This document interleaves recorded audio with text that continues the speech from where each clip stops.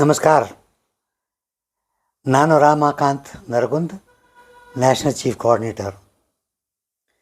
ಈಗ ನಾನು ನಿಮ್ಮ ಮುಂದಗಡೆ ಕೆಲವು ವಿಷಯಗಳನ್ನು ಹೇಳಲು ಬಯಸುತ್ತೇನೆ.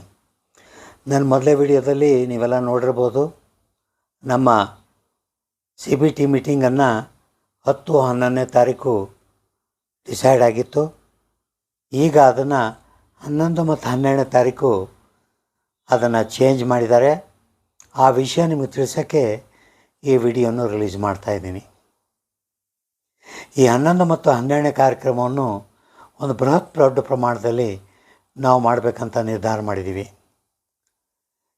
ಇದರ ಮುಂದಗಡೆ ಆಲ್ರೆಡಿ ನಮ್ಮ ಸೆಂಟ್ರಲ್ ಕಮಿಟಿಯವರು CBT ಅಜೆಂಡಾದಲ್ಲಿ ಈ ಸರಿ ನಮ್ಮ minimum pension, higher pension settle ಮಾಡೋಕ್ಕೆ ನಮೂದನೆ ಮಾಡಿದ್ದಾರೆ. ನಾವು ಪ್ರಯತ್ನ ಮಾಡ್ತಾಯಿದ್ದೀವಿ. ಈಗ ಮೊದಲಿನ ಪ್ರಕಾರ ನಮ್ಮ ಕರ್ನಾಟಕದ ಎಲ್ಲ ಜನರು ಡೆಲ್ಲಿಗೆ ಬಂದು ಧರಣಿಯನ್ನು ಕೊಡೋದು ಆಗ್ತಿರಲಿಲ್ಲ. ಆದರೆ ಇದು ಒಳ್ಳೆಯ ನಮಗೆ ಒಂದು ಅಪಾರ್ಚುನಿಟಿ ಸಿಕ್ಕಿದೆ. ಪ್ರತಿಯೊಂದು ತಾಲೂಕಾ, ಪ್ರತಿಯೊಂದು ಆರ್ಗನೈಜೇಷನಿಂದ ಬೆಂಗಳೂರಿಗೆ 11ನೇ ತಾರೀಕು ಅಕ್ಟೋಬರ್ ಬರಬೇಕು. 11 ಮತ್ತು 12ನೇ ತಾರೀಕು central board of trustees CBT meeting ಇದೆ. ಅವ್ರ ಮೇಲೆ ನಾವು ಪ್ರೆಷರ್ ಹಾಕೋದು ಭಾಳ ಇಂಪಾರ್ಟೆಂಟು. ಇದರ ಬಗ್ಗೆ ಆಗಲೇ ನಾವು ನಿಮ್ಮ ಡಿಸ್ಟ್ರಿಕ್ಟ್ ಲೀಡರ್ ಜೊತೆಗೆ ಮಾತಾಡಿದ್ದೀವಿ.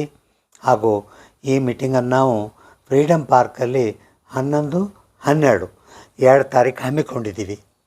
ಇದಕ್ಕೆ ಪ್ರತಿಯೊಂದು ಡಿಸ್ಟಿಕ್ಕಿಂದ, ಪ್ರತಿಯೊಂದು ಆರ್ಗನೈಜೇಷನಿಂದ ಬಂದು ನಮ್ಮ ಬಲ ಪ್ರದರ್ಶನ ಮಾಡಬೇಕು.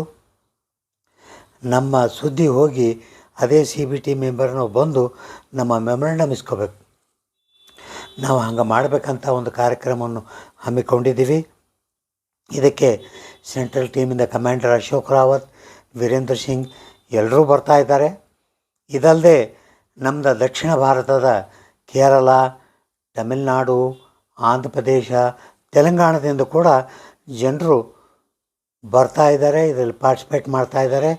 ನಮ್ಮ ಶಕ್ತಿ ಪ್ರದರ್ಶನ ಮಾಡಿ ಹೆಂಗಾದರೂ ಮಾಡಿ ಇದು ಒಂದು ವಿಜಯ ಪಥಕ್ಕೆ ಹಾದಿ ತೋರಿಸ್ಬೇಕಂತ ನಿಮ್ಮೆಲ್ಲರೂ ಕಳಕಳಿ ಮಾಡುತ್ತೇನೆ.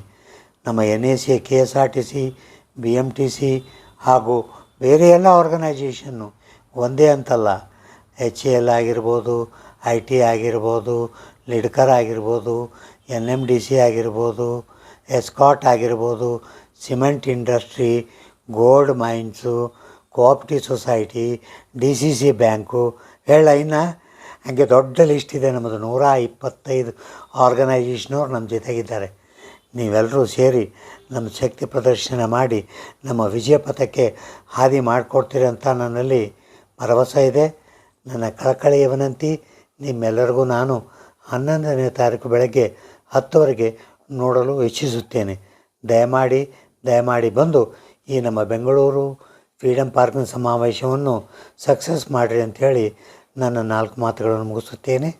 ಬೋಲೋ ಭಾರತ್ ಮಾತಾ ಕಿ ಜೈ, ಕರ್ನಾಟಕ ಮಾತಾ ಕಿ ಜೈ.